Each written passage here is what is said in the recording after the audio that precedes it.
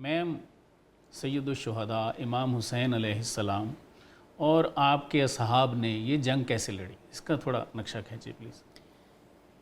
یہ جنگ شہدائے کربلا کی اگر ہم بات کریں، جی یہ ہم سب کے لیے رول ماڈل ہیں، خواہ وہ جہاد اکبر ہو یا جہاد اصغر۔ بالکل صحیح، بالکل صحیح۔ کیسی شجاعت ہے، کیسی استقامت ہے کہ ہم جب ان کے درود و سلام بھی جب بھیجتے ہیں، زیارت پڑھتے ہیں، تو ہم کہتے ہیں یا لیتنی کنت معکم فافوز فوزا عظیما، اے کاش اے شہدائے کربلا ہم آپ کے ساتھ ہوتے تو سبحان ہم اللہ۔ بھی وہ کامیابی حاصل کرتے۔ کیسی کامیابی، کیسی سرفرازی انہوں نے، شجاعت اور استقامت، پائی مردی، صبر، وفا، تمام آپ کہیں کہ جو اخلاقی اسلامی اقدار ہیں وہ ماند پڑ جاتے ہیں شہدائے کربلا کے سامنے۔ کیا ایسے ہی دکھائے ہیں، کیا ایسے گر ہی دکھائے ہیں۔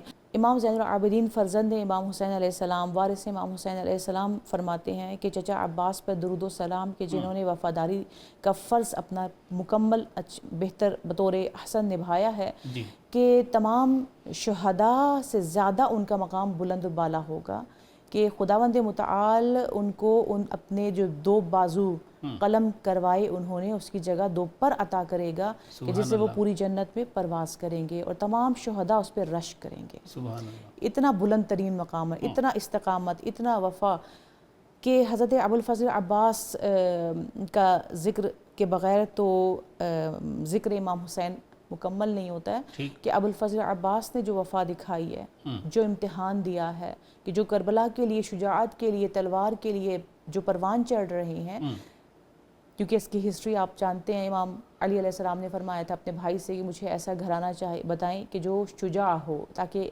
کربلا میں امام حسین کے ساتھ دے سکے۔ سبحان اللہ۔ امام حسین علیہ السلام کا آپ کہیں دایاں اور بایاں بازو دو شخصیات ہیں، ایک حضرت ابوالفضل عباس ہیں اور ایک بی بی زینب سلام اللہ علیہ۔ بالکل ٹھیک، بالکل ٹھیک۔ لہٰذا حضرت عباس قلب لشکر کے علمدار ہیں، جو شجاعت پر پروان چڑھے ہیں۔ جنگ صفین کا آپ کا جو کی جنگ ہے اس کو پڑھیں تو لوگوں کو فاتح خیبر و خندق کی جنگ یاد آ جاتی ہے۔ لوگوں نے محسوس کیا کہ شاید علی پھر سے آ گئے، یہ علی ہیں۔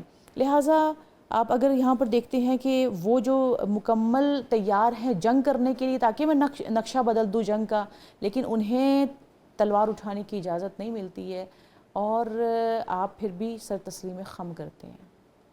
یعنی اپنی آزمائش کو ہر شہید نے بہترین انداز میں نبھایا ہے۔ ہر ایک کی آزمائش ایک نہیں ہے، ہر ایک کی آزمائش جدا ہے، لیکن ہر ایک نے اپنی آزمائش کو بہترین انداز میں نبھایا ہے۔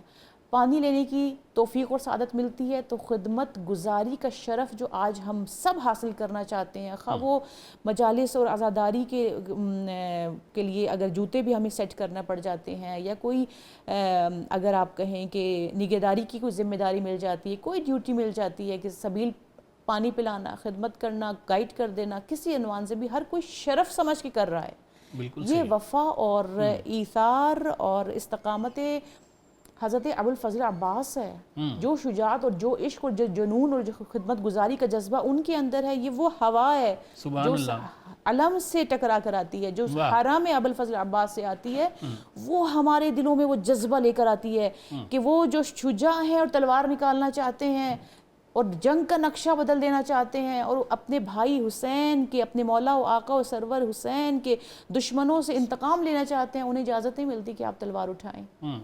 انہیں کہا جاتا ہے آپ پانی لے آئیں، وہ اس کو بھی عزت سمجھتے ہیں، اس کو بھی شرف سمجھتے ہیں، اس مشکیزے کو لے کر جاتے ہیں۔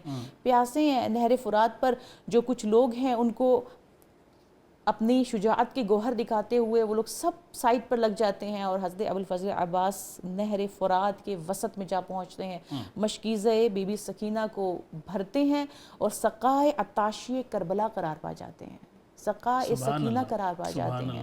لہٰذا وہاں سے جب پانی کو بھرتے ہیں تو آپ پانی پی سکتے تھے، لیکن اس خدمت کو عشق اور جنون کے ساتھ جو انجام دیا ہے کہ پانی کو اپنے ہاتھوں میں اٹھایا، لیکن پیاسے تھے، پانی نہ پیا، نہر فرات کو پانی پلا دیا۔ ایسے جوہر دکھائے ہیں ان شہداء نے۔ اور شبیہ رسول حضرت علی اکبر جو جوان سال ہیں، جو شبیہ رسول ہیں، امام حسین علیہ السلام کے پاس تشریف لاتے ہیں۔ بنی ہاشم کا پہلا جوان جو بعض روایات میں ملتا ہے، وہ حضرت علی اکبر ہیں، جو آتے ہیں اور موت کی اجازت لینے کے لیے آتے ہیں، جنگ کی اجازت لینے کے لیے آتے ہیں۔ امام حسین علیہ السلام جب اپنے فرزند کو، کیونکہ بہت سے اصحاب شہید ہو چکے ہیں، جب ان کو دیکھتے ہیں تو ان کی قامت رعنائی پر ایک مرتبہ حسرت بھری نگاہ ڈالتے ہیں اور انہیں اجازت دے دیتے ہیں. سبحان اللہ. اور جب اپنے دل کو، ایک باپ بھی تو ہیں، اپنے دل کو تسلی دیتے ہیں آیات قرآنی کے ساتھ، ان اللہ اصطفی آدم و نوحا و آل ابراہیم سبحان و آل اللہ، سبحان اللہ. عمران علی العالمین. یہ آل ابراہیم ہے، واہ. یہ آل عمران ہے. خدا نے انہیں چن لیا ہے واہ واہ. تو میں راضی ہوں، راضی برضا ہوں. چن لیا ہے جیسا آزمائش کے لیے چن لیا ہے، اور اجازت دے دیتے ہیں.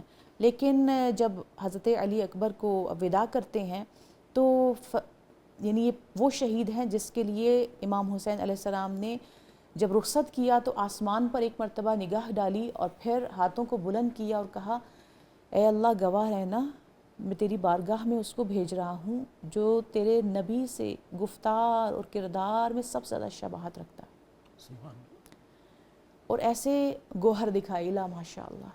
اور سب سے بڑھ کر آپ دیکھیں کہ حضرت علی اصغر، وہ ماں کی جو خیمے میں پکار کر کہہ رہی ہے دل میں حسرت، وہ عاجزی، وہ انکساری خداوند متعال کو ایسے پسند ہے کہ بی بی رباب تمنا کریے کاش میرا بچہ جوان ہوتا تو میں بھی اس کو شہید کرتی. امام حسین بھی اپنی جان قربان کرتا، میرا بچہ. یہاں یہ تمنا کر رہی ہیں، جھولا جھلا رہی ہیں. امام حسین جب سنتے ہیں تو فرماتے ہیں، اے رباب علی اصغر بھی شہید کیے جائیں گے. انہیں تسلی دیتے ہیں.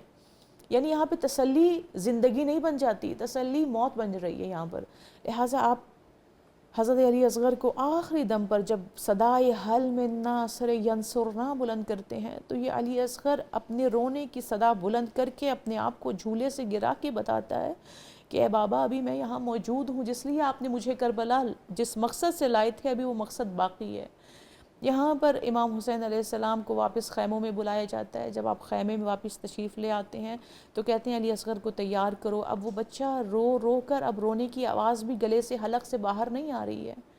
یہ کربلا میں امام حسین جب حضرت علی اصغر کو ایک کپڑے میں لپیٹ کے ابا کے دامن میں چھپا کر لے کر جا رہے تھے تو دیکھنے والوں نے کہا شاید حسین قرآن لا رہے ہیں، کیونکہ حسین مسلسل نصیحت فرما رہے ہیں اس لشکر یزید کو.